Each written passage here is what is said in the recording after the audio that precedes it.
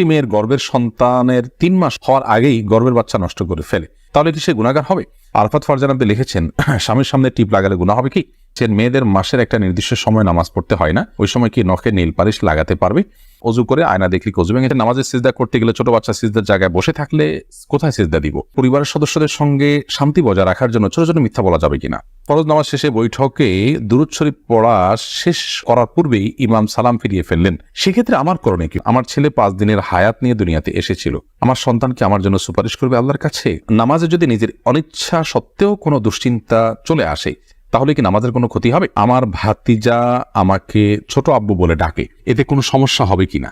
আমার মামাতো বোন আমার বয়সে 5 মাসের বড়, আমি কি তাকে বিয়ে করতে পারবো? আমি একজনের কাছ থেকে কিছু টাকা ধার নিয়েছিলাম, তার সাথে আমার যোগাযোগ নেই, যোগাযোগ কোনোভাবেই আর করা সম্ভব নয়, এখন আমি কি করতে পারি? প্রেম করে বিয়ে করেছি, হারাম সম্পর্ক করেছি, এখন কি করলে আল্লাহ আমার সংসার জীবনকে সুখের করবে? কোনো উপায় আছে কি? এমনি আলামিন লিখেছেন, কেউ যদি ঢিলা কুলুপ না করে অজু করে তাহলে কি তার অজু হবে? আরাফাত ফারজান আপনি লিখেছেন, আমি নামাজ পড়ার সময় আমার ছোট বাচ্চা নামাজের সামনে হাঁটাহাঁটি করে, এদিকে ওর বা আমার কোনো গুনাহ হবে? চলুন তাহলে আর বিলম্ব না করি, ইতিমধ্যে যে সমস্ত প্রশ্ন আমাদের কাছে এসে পৌঁছেছে সেগুলোর উত্তর দেওয়ার পালে আমরা প্রবেশ করি। মেয়েদের মাসের একটা নির্দিষ্ট সময় নামাজ পড়তে হয় না, ওই সময় কি নখে নীল পালিশ লাগাতে পারবে?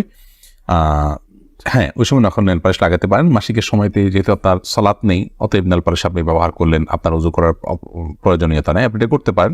এরপর যখন পবিত্র হবেন তখন আপনি সেখান থেকে নেল পালিশগুলোকে রিমুভ করে আপনি ওযু করে নামাজ পড়লেন, এটা জায়েজ আছে, কোনো অসুবিধা নেই। প্রেম করে বিয়ে করেছি, হারাম সম্পর্ক করেছি, এখন কি করলে আল্লাহ আমার সংসার জীবনকে সুখের করবে?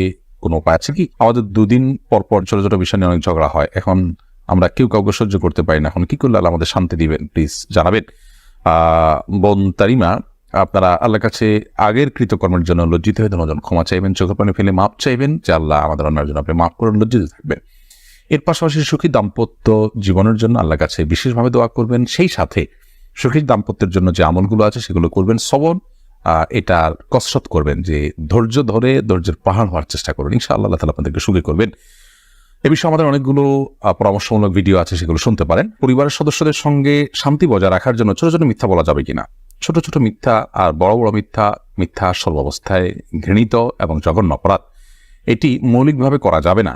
তবে দুজনের মধ্যকার বিবাদ মেটাবার জন্য যদি মিথ্যা বলতে হয়, একজনের কাছে গিয়ে অন্যজনের ব্যাপারে ইতিবাচক কথা, এমন কোনো কথা বলা যাতে করে তাদের মধ্যে সম্পর্কটা জোড়া লাগে, তো সেটাকে শরিয়া জায়েজ রেখেছে। পরিবারের সদস্যদের মধ্যে যদি এরকম কোনো পরিস্থিতি তৈরি হয়, তাহলে সেক্ষেত্রে ওই ধরনের মিথ্যা কথা বলা জায়েজ আছে। এছাড়া আপনি খেয়াল খুশি মতো আপনি মিথ্যা বললেন পরিবারের সদস্যদের মধ্যে, তথাগত শান্তি বজায় রাখার জন্য এটি জায়েজ নয়, বরং সত্যবাদিতার অভ্যাস আমাদের মধ্যে গড়ে তুলতে হবে। মিথ্যা আজ আমাদের রন্ধ্রে রন্ধ্রে ঢুকে গেছে, যার কারণে আমরা আমাদের কেনাকাটা, আমাদের কাজকাম, আমাদের শিক্ষা জীবন, আমাদের শিক্ষকতার জীবন, আমাদের কর্মজীবন, আমাদের জীবনের প্রতিটা ক্ষেত্রে আজ মিথ্যার সয়লাভ হয়ে গেছে। এই জায়গায় পরিবারের শান্তি বজায় রাখার নাম দিয়ে আবার তথাকথিত ছোট ছোট মিথ্যা বলার বিষয়টি কখনো অনুমোদিত হতে পারে না। নামাজে যদি নিজের অনিচ্ছা সত্ত্বেও কোনো দুশ্চিন্তা চলে আসে, তাহলে কি নামাজের কোনো ক্ষতি হবে? নামাজের মধ্যে নিজের অনিচ্ছা সত্ত্বেও যদি দুশ্চিন্তা আসে, তাহলে সেক্ষেত্রে এই দুশ্চিন্তা ফলশ্রুতিতে একজন মানুষ গুনাহগার হবেন না, বিশেষ করে যদি একান্তই অনিচ্ছায় আসে। কিন্তু সেটাকে যদি কন্টিনিউ করতে থাকেন তিনি, অর্থাৎ ভাবতেই থাকেন, ধরুন দুনিয়ার কোনো বিষয় মনে পড়লো আপনার জন্য যেটা দুশ্চিন্তার, এরপর ওইটা নিয়ে আপনি নামাজের মধ্যে ভাবতেই থাকলেন, তাহলে সেটা অবশ্যই আপনার জন্য গুনাহের বিষয় হবে এবং নামাজের আপনার যে প্রাণ সেটাকে নষ্ট করবে। হঠাৎ কোনো দুশ্চিন্তা হলো এবং মুহূর্তের মধ্যে সেটাকে আপনি ভুলে গিয়ে সালাতে মনোযোগী হয়ে গেলেন, তাতে কোনো অসুবিধা নেই, এটা ইচ্ছার বাইরে হয়েছে। আর আখিরাত নিয়ে, আল্লাহর ভয়, কবরের আযাব, এই জাতীয় বিষয় নিয়ে যদি আপনার দুশ্চিন্তা হয়, সেটা তো খুব প্রশংসনীয় বিষয়, কারণ সেটা আপনার সালাতকে আরো বেশি আপনার আল্লাহর কাছে গ্রহণযোগ্য করবে ইনশাআল্লাহ। আরাফাত ফারজান আপনি লিখেছেন, আমি নামাজ পড়ার সময় আমার ছোট বাচ্চা নামাজের সামনে হাঁটাহাঁটি করে, এদিকে ওর বা আমার কোনো গুনাহ হবে না, এতে গুনাহ হবে না। ফরজ নামাজ শেষে বৈঠকে দুরূদ শরীফ পড়া শেষ করার পূর্বেই ইমাম সালাম ফিরিয়ে ফেললেন, সেক্ষেত্রে আমার করণীয় কি? ফরজ নামাজের শেষ বৈঠকে ইমাম আপনার দুরূদ শেষ করার আগে যদি সালাম ফিরিয়ে ফেলেন, তাহলে আপনি খুব দ্রুততার সাথে দুরূদ শেষ করবেন। আর যদি দুরূদ শেষ করতে অনেক দেরি হয়, তাহলে সেক্ষেত্রে কোনো একটা স্টেশনে দাঁড়িয়ে সালাম ফিরিয়ে ফেলবেন, আপনার সালাত হয়ে যাবে ইনশাআল্লাহ। অর্থাৎ যে কোনো একটা জায়গায় অর্থবহ হয়, যেমন আল্লাহুম্মা সাল্লি আলা মুহাম্মাদ ওয়া আলা আলি মুহাম্মাদ শেষ করলেন, পরে আপনি সালাম ফিরিয়ে ফেললেন, কারণ এখানে একটা অর্থবহ বাক্য হয়ে গেল। আর যদি শেষের দিকে থাকেন, তাহলে দ্রুততার সাথে শেষ করে তারপর আপনি সালাম ফিরিয়ে ফেলবেন। আমার ভাতিজা আমাকে ছোট আব্বু বলে ডাকে, এতে কোনো সমস্যা হবে কিনা? দেখুন, আপনার ভাতিজা যদি আপনাকে ছোট আব্বু বলে ডাকে, তাহলে সেক্ষেত্রে মৌলিকভাবে কোনো অসুবিধা নেই, কারণ আমাদের দেশে অনেক এলাকাতে চাচাকে ছোট বাবা বলা হয়। ছোট বাবা বলা হয় এটা রূপক অর্থে, তাকে সত্যিকারের পিতা মনে করে বাবা বলা হয় না।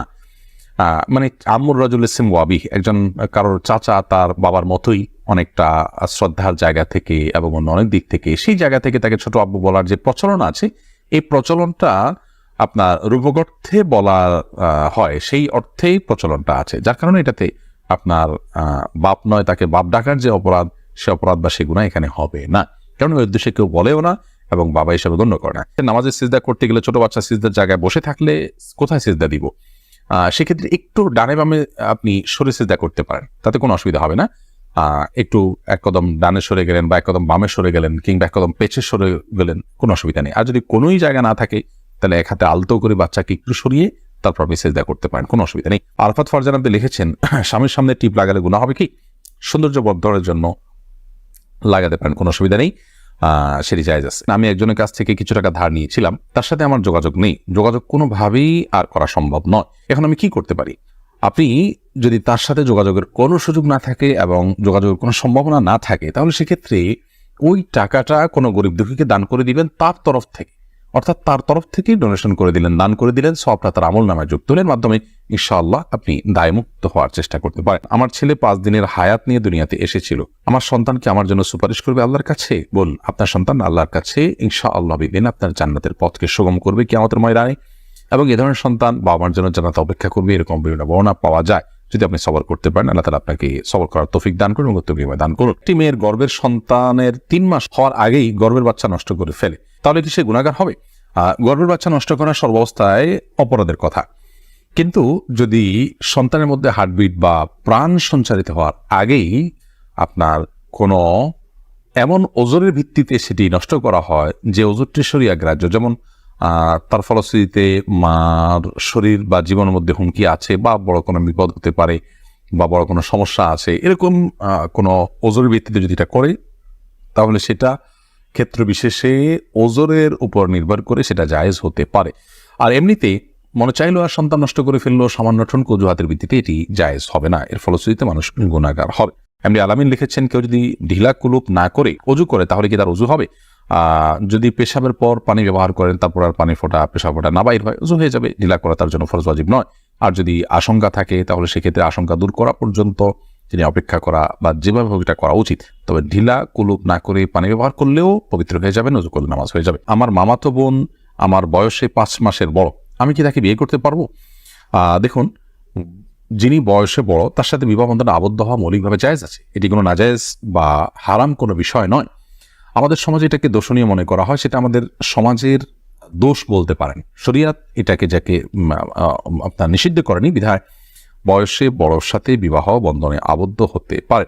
বিশেষ করে নবী করিম সাল্লাল্লাহু আলাইহি সাল্লাম তিনি নিজেও খাদিজা রাদিয়াল্লাহু তাআলা আনহাকে বিয়ে করেছেন, তখন খাদিজা রাদিয়াল্লাহু তাআলা আনহা বয়স তার চাইতে বেশি ছিল।